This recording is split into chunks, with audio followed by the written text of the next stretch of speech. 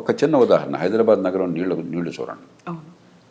వేల కోట్లు ఖర్చు పెట్టి ప్రజల పన్నుల డబ్బుల్లోంచి మనం లేదా అప్పులు తీసుకొచ్చి గోదావరి నుంచి కృష్ణ నుంచి లిఫ్ట్ చేస్తున్నాం. దేశంలో ఏ నగరానికి లేని సౌకర్యం హైదరాబాద్కు ఉన్నది. మంచినీళ్ళ విషయంలో 2 మహానదులు 2 పక్కన ఉన్నాయి కాబట్టి కృష్ణా గోదావరి, మరి చాలా వేల కోట్లు ఖర్చు పెట్టి అక్కడి నుంచి లిఫ్ట్ చేసి ఏర్పాటు చేసాము, నీళ్ళు వస్తున్నాయి. ఆ నీళ్ళలో 45% నీళ్లు మన ఇంటికి రాకుండా మూసిలో కలిసిపోతున్నాయి. ఇంతకంటే నేర సమాన నిర్లక్ష్యం ఇంకేమైనా ఉందా? ఒక పేద దేశంలో ఇన్ని వేల కోట్ల రూపాయలతో నీరు అక్కడి నుంచి ఇక్కడి దాకా తీసుకొచ్చి ఆ వడ్డీలు కడుతూనే ప్రభుత్వాలు బోడంత సతమతం అయిపోతూ ఉంటే ఆ నీళ్ళు ఇళ్ళకి చేరట్లేదే, మళ్ళీ మూసిలోకి వెళ్ళిపోతున్నాయి. పెద్ద ఎక్కడికి చూడక్కర్లా, అన్నమంతా చూడక్కర్లా, 2 మెతుకులు చూస్తే చాలు. వెరీ రీసెంట్గా కూడా చూసాం సార్, హైడ్రా తవ్వకాలకి సంబంధించి పెద్ద వాటర్ పైప్ లైన్ పగిలిపోయింది అనే మాట. అట్లాగే ఇన్ని వేల కోట్లు ఖర్చు పెడుతున్న విద్య కోసం అని చెప్పాను. గుండె మీద చేసుకుని చెప్పమానండి, మా పాఠశాలల్లో పిల్లలకి ఏ కుటుంబం నుంచి వచ్చినా కూడా ఖచ్చితంగా మంచి ప్రమాణాల విద్య అందుతోంది, వాళ్ళ ప్రతిభ వికసిస్తోంది, ఎదిగే అవకాశం వస్తుంది. మీరు చెప్పనండి ఒకసారి, నేను ఛాలెంజ్ చేస్తున్నాను మిమ్మల్ని బహిరంగంగా. ఎంత అధ్వానమైన చదువు అందుతుంది, ఇంత డబ్బు ఖర్చు పెడుతున్నామే. 25-30 వేల కోట్లు 30 వేల కోట్ల దాకా తెలంగాణ ఖర్చు అవుతుంది అన్ని రూపాయల్లో పాఠశాల విద్య కోసం అయ్యే ఖర్చు. అంతా కలిపితే 21 లక్షలు 22 లక్షలు ఉన్నారు పిల్లలు గవర్నమెంట్ స్కూళ్ళలో. ఏం విద్య అందుతుంది? ఎందుకు అందట్లేదు? ఏదన్నా పట్టుకోండి, మీరు ఏ రంగమైనా పట్టుకోండి. ట్రాఫిక్ ఉంది, ఎందుకు నరకం అవుతుంది? అక్కడ రెడ్ లైట్ ఉంటే జర్హన్ వెళ్తుంటే వాడి మీద ఏమి రకమైన హారన్ మోగించుకుంటూ తిట్టుకుంటూ. కాబట్టి ఏదన్నా చూడండి, మన జీవితంలో రోజువారీగా మనకు కావాల్సింది ఏదన్నా చూడండి, ప్రజలు నరకం అనిపిస్తున్నారు. ఎందువల్ల? ఇది కేవలం రాజకీయ నాయకుడు బాధ్యతనా? రాజకీయ నాయకుల్లో తప్పులు లేదని అంటే రోజు నేను విమర్శిస్తుంటాను. తప్పులు ఉన్నప్పుడు రాజకీయ వ్యవస్థలో తప్పులు చాలా ఉన్నాయి, కానీ రాజకీయ వ్యవస్థ అడ్డుకొని అనేక సందర్భాల్లో కూడా మంచినీళ్ళు అందరికంత ఏర్పాటు చేస్తే ప్రభుత్వం నాకు కాదంటారండి? మంచి విద్య అంతా ఏర్పాటు చేస్తే ప్రభుత్వం నాకు కాదంటారండి? ట్రాన్స్పోర్ట్ సిస్టమ్ బాగా ఇంప్రూవ్ చేసి అందరికీ సౌకర్యం కలిగిస్తే ఏ ప్రభుత్వం నాకు కాదంటుందండి? వేరే విషయాల్లో జోక్యం చేసుకోవచ్చు, వాళ్ళ లాభం కోసమో వాళ్ళ స్వార్థం కోసమో. ప్రజలందరికీ మంచి సౌకర్యాలు ప్రజలు ఇచ్చిన డబ్బుతో సరిగ్గా అందజేస్తే ప్రభుత్వానికి కీర్తి వస్తుంది, ఓట్లు వస్తాయి కదా. ఎవరన్నా కాదంటారా? ఏ మంత్రులన్నా కాదంటారా? ఏ ఎమ్మెల్యేనా కాదంటారా? కాబట్టి ప్రతిదానికి రాజకీయం వంక పెట్టి మధ్యతరగతి వర్గాలు రాజకీయంలో వాళ్ళని తిడతారు కాబట్టి భారవంతం వాళ్ళ మీద వేసి నపం పెట్టేసి మనం కూర్చుంటే అది ధర్మం కాదు. ఎందుకని సార్ సమన్వయ లోపం అనేది ఉంటుందా ఇటు ప్రభుత్వానికి ఇటు అధికారులకి మధ్య? లేదు, కొన్నిసార్లు మనం చూసాము ప్రభుత్వం మంత్రులు లేకుంటే ముఖ్యమంత్రి క్యాబినెట్ అంతా ప్రెషర్ అంతా వీళ్ళ మీద పెడుతున్నారు, లేకుంటే మేము చేసినట్టుగా మీరు చెప్పినట్టుగా మీరు పని చేయండి అనే మాట, ఆ తర్వాత బ్లేమ్ అవుతుంది కాదంటలా. కానీ ఆ మాట అర్హత ఇప్పుడు వస్తుందంటే మీకున్న పరిధిలో మీరు చాలా సమర్థంగా పనిచేసి ప్రజలకు ఫలితాలు ఇచ్చినప్పుడు వాళ్ళకి నచ్చకపోవచ్చు. ఏమండి ఇలా కాదు ఇంకోటి అంటే మీ మాటకు గౌరవం ఉంటుంది. ప్రధానంలో నో అన్న మాటే మీ నుంచి వచ్చి మీ నుంచి ఏ పని కాకుండా ఉండి ప్రజలకు పనికి వచ్చేది జరగకుండా ఉండి మీరు ప్రధానికి నో అంటే వాడి నుంచి గౌరవిస్తారు మిమ్మల్ని. ఎన్నికైన వాళ్ళమే ఒత్తిళ్ళు ప్రజల నుంచి చాలా ఉన్నాయి పొద్దున్న సాయంత్రం దాకా. కాబట్టి ఈ వంక పెట్టేసి రాజకీయంలో ఉన్న వాళ్ళని తిట్టేసి మనం కూర్చుంటే ఎట్లాగా? ఈ సమాజం ఎంత గౌరవాన్ని ఇస్తుంది, ఎంత పోషిస్తుంది మిమ్మల్ని. ఇందాక నేను కొన్ని ఉదాహరణలు ఇచ్చాను. వీటిలో రాజకీయం ఏది వద్దని చెప్పండి నాకు. వీటిలో ఏ ఒక్కటైనా సరే ఒక ముఖ్యమంత్రి కానీ ఒక పార్టీ నాయకుడు కానీ ఏ పార్టీ ప్రభుత్వంలో ఉన్నా సరే మీరు ఇది చేయొద్దయా, ప్రజలకు అసౌకర్యం కలిగించండి, ప్రజలకు రవాణా వద్దు, ప్రజలకు మంచినీటి సరిగ్గా అందొద్దు, మురుగునీటి పరిధులు సరిగ్గా అవుతుంది వాళ్ళని చెప్పాడా? కాబట్టి రాజకీయంలో తప్పు చేయట్లేదు నేను అంటలా, కానీ కొన్ని రంగాలు చూస్తుంది చట్టబద్ధ పాలన లేదు, నిజమే. ప్రధానంలో రాజకీయ జోక్యం ఉంటుంది పోలీస్ కేసుల్లో, నిజమే. పక్కన పెట్టేద్దాం, దానికి ఏం చేయాలో ఆలోచిద్దాం. కానీ అదేం లేకుండా చాలా రంగాలు ఉన్నాయి.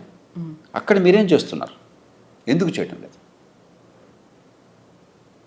అంచేత ఎవరినో బాధ్యులుగా చేస్తే లాభం. దీనికి మనందరం బయట ఉన్న వాళ్ళం కూడా సమిష్టిగా బాధ్యత తీసుకోవాలి. రాజకీయంలో ఉన్న వాళ్ళు సహజంగా ఎన్నికైన వాళ్ళు బాధ్యత మనం పెట్టాం కాబట్టి వాళ్ళ బాధ్యత తీసుకోవాలి, దాని అనుమానం లేదు. కానీ పాలనా యంత్రాంగం, న్యాయ వ్యవస్థ, పత్రికా ప్రపంచం, మరి ప్రభుత్వాలు బయట ఉన్నటువంటి కాస్త కూస్తో పలుకుబడి అంటే మనందరం నేను కూడా బాధ్యత తీసుకుంటున్నాను. నా తప్పు కూడా ఉందని నేను అనుకుంటున్నాను. అంతేకాకుండా ప్రతివాడిని వాడిని చూపెట్టేసి వాడు తప్పు చెప్పేసి ఇది తప్ప. ముఖ్యమంత్రి గారు ఆవేదన నిజమైనది, దేశమంతా ఉన్నది, సహేతుకమైనది. ఖచ్చితంగా పాలనా యంత్రాంగంలో మౌలికమైన ప్రక్షాళన కావాలి, మౌలికమైన మార్పు కావాలి. ఈ పద్ధతి కొనసాగిస్తే ఇప్పుడు కొన్ని సినిమాల్లో చూస్తే, ఈ మధ్య ఒక సినిమా నేను మా శ్రీమతి చూస్తూ నేను ఒక 2 నిమిషాలు చూస్తే నాకు వాంతి వచ్చినట్టు. ఏం సినిమా చూసారు సార్ మీరు? వాడు అధికారిని వేశారట ఎన్నికల కోసం అని చెప్పని, వాడొచ్చి బస్తమే సవాల్ అని చెప్పని, నువ్వేవాడువయా ముఖ్యమంత్రివి, లేకపోతే నువ్వేవాడువయా మంత్రివి, నేను 35 ఉంటాను, నేను అంత తెలుస్తాను అంటాడు. అది నిజంగా జనం తప్పట్లు పడతారు గొప్ప అనుకుని. ఇదే ప్రజాస్వామ్యం, ఇదే అధికారుల అహంకారం, ఇదే రాజ్యాంగం. మనం ఒక చాలా విచిత్ర వాతావరణాన్ని సృష్టిస్తున్నాం ఈ దేశం. నాకు ఇది వాంతి వచ్చింది అది చూస్తే. దీనిలో అసలు ప్రజాస్వామ్య స్పృహ ఏంటి, రాజ్యాంగ స్పృహ ఏంటి, మంచి పరిపాలన గురించి అవగాహన ఏంటి, ఇదే మన ప్రజలకు చెప్తున్నది. ఎంత అజ్ఞానాన్ని మనం పెంచుతున్నాం ఈ దేశంలో. అలాగే ఈ పదవుల కోసం పడితే వెంపర్లట 15 లక్షల మంది పోటీ పడ్డం ఐఏఎస్ కోసం అని చెప్పని, జీవితం అంతా త్యాగం చేయడం, ఒక 5 ఏళ్ళు 10 ఏళ్ళు. అంత ఈజీ కాదు ఐఏఎస్ ఐపీఎస్ ఆఫీసర్లు అవడము అనేది ఉంటుంది కదా సార్. చాలా కష్టపడితే వచ్చారు. ఇంత కష్టపడి వచ్చిన తర్వాత మీరు ఉద్ధరించింది ఏంటట? కరెక్టే, ఉద్ధరించింది ఏంటట? ఎందుకని జరగట్లేదు ఫలితాలు? నేను కోపంతో చెప్పట్లా, ద్వేషంతో చెప్పట్లా. నేను ఆ పదవుల్లో ఉన్నవాడిని, నేను నిస్పృహతో బయటకు వచ్చినవాడిని కాదు, నిరాశతో పనికి రాకుండా బయటకు వచ్చినవాడిని కాదు, ఫెయిల్ అయినవాడిని కాదు. నన్ను ఎవరు భారతదేశంలో ఒక అధికారిగా ఫెయిల్ అయిన ఎవరో ఏ మనిషిని అనుకోవట్లా. నన్ను బాగా తిట్టేవాళ్ళు కూడా ఆ మాట ఇప్పుడు అనలా, ఇంతవరకు సాధ్యం కాదు. అది ఒక ఆవేదనతో చెప్తున్నాను. ఇంత అవకాశాన్ని సమాజం మీకు ఇచ్చి నెత్తిన పెట్టుకుంటే మీ వల్ల ఏం జరుగుతుంది ప్రజలు? ఇది పోగా అహంకారం చాలామందికి. ప్రజల గురించి పట్టించుకునేది లేదు, వాళ్ళ బాధల గురించి పట్టించుకునేది లేదు. మరి కొంతమంది ఏదో సెలబ్రిటీలు అని చెప్పి అనుకుని సోషల్ మీడియా అట వెనకాల ఏదో కెమెరాలతో తిరుగుతుంటారట. ప్రభుత్వాలకు సిగ్గుంటే డిస్మిస్ చేయాలి వాళ్ళని. మనం బ్రిటిష్ పరిపాలన యంత్రాంగాన్ని అనుకరించాం.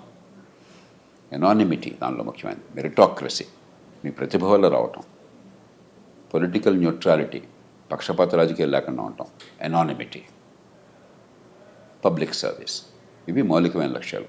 అవన్నీ మర్చిపోయి మీరేదో స్టార్లాగా బిహేవ్ చేయటం నాకు అర్థం కాదు. ఎంత విచిత్రంగా ఉంది అసలు, ప్రవర్తన అంత వెకిలిగా ఉంది. దాన్ని ఎలా సహిస్తున్నారు ఈ రాజకీయంలో ఉన్నవాళ్ళు? దానికి ముఖ్యమంత్రి గారిని కూడా బాధ్యతలు చేస్తున్నాను. మీరేం చేస్తున్నారు మరి? మీ ఆధీనంలో పరిపాలన యంత్రాంగం అంటే వాళ్ళలో క్రమశిక్షణ పెట్టి కొన్ని ఏ రకంగా చేస్తే మేము గౌరవిస్తాం, ఏ రకంగా చేస్తే మేము ఊరుకోమని చెప్పిన సంకేతాన్ని ఇచ్చే బాధ్యత మీకు కూడా ఉంది. సో ఈ మధ్యన ఒక ఇన్సిడెంట్ చూసాము. తెలంగాణ రాష్ట్రంలో ఒక మంత్రి కలెక్టర్ మీద అసహనం వ్యక్తం చేశారు, పబ్లిక్గా వాళ్ళని విమర్శించారు అనే వాదన వినిపించింది. ఆ తర్వాత కలెక్టర్ అక్కడి నుంచి తప్పుకున్నారు, పోస్టులు పెడుతున్నారు అనేది, సో కొటేషన్స్ రూపంలో, మోటివేషనల్ కోట్స్ రూపంలో వస్తున్నాయి అనేది. ఇన్ఫ్లుయెన్స్ ఎవరిని చేస్తున్నారు సార్? నాకు ఈ సంఘటన తెలియదు కాబట్టి దాని గురించి పూర్వాపరాలు తెలియకుండా మాట్లాడాను. మనకేమిటంటే 2 విషయాలు మనకు చాలా స్పష్టత ఉండాలి. ప్రజాస్వామ్య సమాజంలో తుది బాధ్యత వహించేది ఎన్నికైన ప్రభుత్వము, ఎన్నికైన ప్రతినిధులు. కాబట్టి తుది నిర్ణయం తీసుకునే అధికారం రాజ్యాంగం పరిధి లోపల ఎన్నికైన ప్రభుత్వానికి. మనం ఏంటనుకుంటున్నామంటే అధికార యంత్రాంగానికే పాత్ర ఉంటుంది, వీళ్ళంతా ఊరికే వచ్చారు, వీళ్ళు వస్తారు రేపు పోతారు,